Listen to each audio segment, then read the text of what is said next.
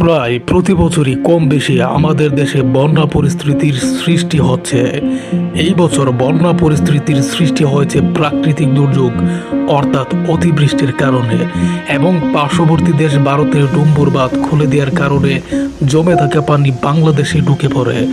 ফলে 12টি জেলায় প্রায় 50 লাখের মতো মানুষ ক্ষতিগ্রস্ত হয়েছে এবং প্রায় অর্ধশত মানুষ মারা গিয়েছে। পাশাপাশি অনেক নিরীহ পশু বা মানবেতর প্রাণীর প্রাণহানি ঘটেছে, যা খুবই দুঃখজনক। তাই বন্যা আসলে একটি ভয়ানক পরিস্থিতি। এমন ভয়ানক পরিস্থিতি থেকে অনেকে বেঁচে ফিরতে পারলেও বন্যা পরবর্তী সময়ে সঠিক স্বাস্থ্যসেবার অভাবে তাদের করুণ পরিণতির শিকার হতে হয়। বিশেষ করে শিশু, বৃদ্ধ ও গর্ভবতী নারীদেরকে কঠিন পরিস্থিতির সম্মুখীন হতে হয়। আর এক্ষেত্রে সবচেয়ে বেশি যে রোগ বা শারীরিক সমস্যাগুলো দেখা দেয় সেগুলো হলো টাইফয়েড, ডায়রিয়া, কলেরা, কৃত্রিম সংক্রমণ, রেসপিরেটরি ট্র্যাক্ট ইনফেকশন ও চর্মরোগ। এই সমস্যা থেকে বাঁচতে হলে আমাদের কি করতে হবে, আর যারা রোগাক্রান্ত তাদেরকে কিভাবে কোনো চিকিৎসা দিতে হবে, আজকে এই সমস্যাগুলো নিয়েই আমি আলোচনা করব। আলোচনা শুরু করার আগে আমি আমার পরিচয় দিয়ে নেই। আমি পলাশা গ্রীবা এবং আপনারা দেখছেন বিজ্ঞান দর্শন পরিক্রমা। তাহলে চলুন শুরু করা যাক। বন্যার ঝড় ঝাপটা দূর হলে প্রথমেই 3টা জিনিস আমাদের ঠিক করতে হবে। 1. বসবাসের স্থান পরিষ্কার পরিচ্ছন্ন করা।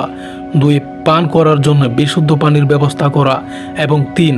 আহত ও রোগাক্রান্তদেরকে প্রাথমিক চিকিৎসা প্রদান করা। আমরা জানি যে বন্যা পরিস্থিতির মধ্য দিয়ে যাওয়ার সময় বসতবাড়ির পরিবেশ দূষিত হয়ে যায়। এরপর আবার বিভিন্ন পশু পাখির মলমূত্র মিলেমিশে ঘরবাড়িকে জীবাণুতে ভরিয়ে দেয়। যেমন বিড়ালের মল থেকে টক্সোপ্লাজমোসিস এবং গবাদি পশুর মূত্র থেকে লেপ্টোস্পাইরোসিস হতে পারে। আর তাছাড়া কাদার পানির সংস্পর্শে থাকার ফলে চর্মরোগ এবং দূষিত পানি পানের ফলে পেটের রোগ ও সমস্যা দেখা দেয় এবং কোথাও পানি জমে থাকলে ডেঙ্গু, ম্যালেরিয়ার আশঙ্কাও থাকে। আর তাই নিয়মানুসারে পরিবেশের জলাবদ্ধতা দূর করতে হবে। এরপর পানিতে প্লাবিত ঘর, খাবার, পরিবেশের সামগ্রী এবং আঙিনা ডিটারজেন্ট বা ব্লিচিং পাউডার দিয়ে ধুয়ে পরিষ্কার পরিচ্ছন্ন করতে হবে। তাছাড়াও কোনো শক্ত আবর্জনা বা অন্য কোনো ধরনের দূষিত পদার্থ থাকলে সেগুলো দেরি না করে অতি দ্রুত দূর করার চেষ্টা করুন। কারণ বন্যা পরবর্তী সময়ে এমনিতেই শারীরিক সংকট দেখা দেয়। ফলে সামান্য পরিমাণ দূষিত বা ক্ষতিকর পদার্থ অনেক বড় রোগ বা জটিলতার কারণ হতে পারে, এমনকি গর্ভপাতের মতো ঘটনাও ঘটতে পারে। এছাড়াও যেসব ব্যবহার্য জিনিস ও খাদ্যদ্রব্য দূষিত পানির সংস্পর্শে এসেছিল সেগুলো বাছাই করে ফেলে দিতে হবে অথবা পরিশোধনের ব্যবস্থা করতে হবে। এরপর পানির বিশুদ্ধকরণকালে কল এবং ট্যাঙ্কারের পানি ব্যবহারের 3 মিনিট আগে ভালো করে ফুটিয়ে নিতে হবে। আর এই পানি যদি নদী, পুকুর বা অন্য কোনো জলাশয়ের স্রোত থেকে সংগ্রহ করা হয় তবে সেই পানি ব্যবহারের 5 মিনিট আগে প্রথমে ফিল্টার করতে হবে, এরপর ফুটাতে হবে। আর এসবের সুবিধা না থাকলে একটি বড় বালতি নিয়ে 20 থেকে 25 লিটার পানি এবং 1 চা চামচ ব্লিচিং পাউডার যোগ করুন। এরপর ওই পানি 30 মিনিট স্বাভাবিকভাবে রেখে দিয়ে ব্যবহার করুন। আর অবশ্যই পানি ফোটানোর সময় এবং বিশুদ্ধ পানি সংরক্ষণে পাত্রের উপর ঢাকনা ব্যবহার করুন। এর পাশাপাশি যারা বন্যায় কোনোভাবে শারীরিক ক্ষতির সম্মুখীন হয়েছে তাদেরকে প্রাথমিক চিকিৎসা প্রদান করতে হবে এবং অবস্থা গুরুতর হলে দক্ষ চিকিৎসকের শরণাপন্ন হতে হবে। বন্যাকালীন সময়ে কোনোভাবে যদি শরীরে ক্ষত তৈরি হয় তবে সেখানে অ্যান্টিসেপটিক ক্রিম ব্যবহার করতে হবে।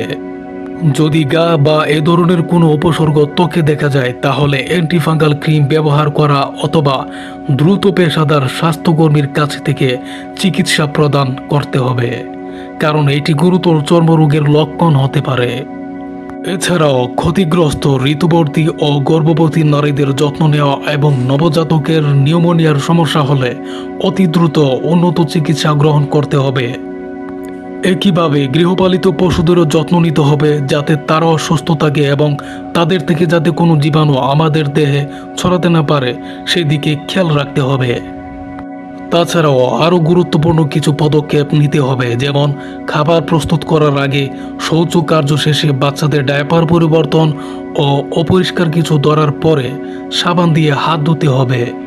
মাছি এবং জীবাণু দ্বারা দূষণ ঘটা থেকে বাঁচিতে খাবার ও পানিকে ঢেকে রাখতে হবে। বন্যার পরে খাবার যাতে পচে না যায় এবং দীর্ঘ সময় ধরে নিরাপদ থাকে সেজন্য শীতল তবে পরিচ্ছন্ন স্থানে খাবার সংরক্ষণ করা উচিত। আর এক্ষেত্রে সবার আগে জরুরি খাবার, শিশু খাদ্য এবং ঔষধ সংগ্রহ করে তা সংরক্ষণ করে রাখতে হবে। তবে এক্ষেত্রে একটা বিষয় অবশ্যই মাথায় রাখতে হবে যে যদি তাজা ফল, শাকসবজি এবং অন্যান্য কোনো খাবার বন্যার পানির সংস্পর্শে আসে তাহলে সেগুলো যেন পরিষ্কার পরিচ্ছন্নতা মেনে ব্যবহার করা হয়। এরপর আসে মানসিক স্বাস্থ্যের কথা। বন্যার বিভীষিকা দেখে কিংবা এই দুর্যোগে বাজে রকমভাবে আহত হয়ে অথবা আত্মীয় সম্পত্তি হারিয়ে অনেকে মানসিকভাবে ভেঙে পড়েন। একটি সমীক্ষায় দেখা গিয়েছে যে যারা বন্যার সম্মুখীন হয় তাদের অনেকের মধ্যে পরবর্তী 3 থেকে 6 বছরের মধ্যে পোস্ট ট্রমাটিক স্ট্রেস ডিসঅর্ডার, বিষণ্ণতা এবং প্যানিক ডিসঅর্ডারের লক্ষণগুলো বেশি দেখা যায়।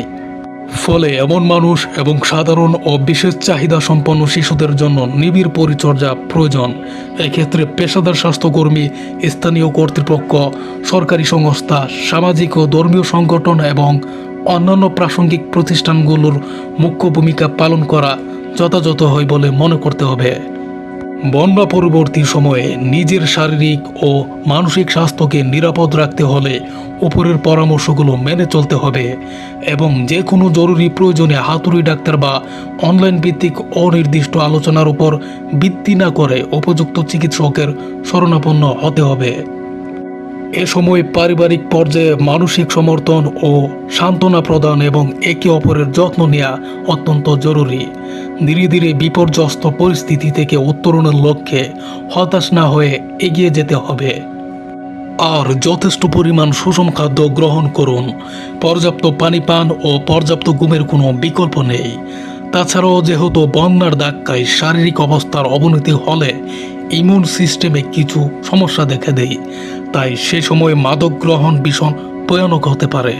তাই নেশাজাতীয় দ্রব্য থেকে অবশ্যই দূরে থাকুন। আজ এই পর্যন্তই। সবাই ভালো থাকুন, সুস্থ থাকুন, সতর্ক থাকুন। আর সম্ভব হলে আমাদের চ্যানেলটি লাইক, সাবস্ক্রাইব এবং শেয়ার করে পাশে থাকুন।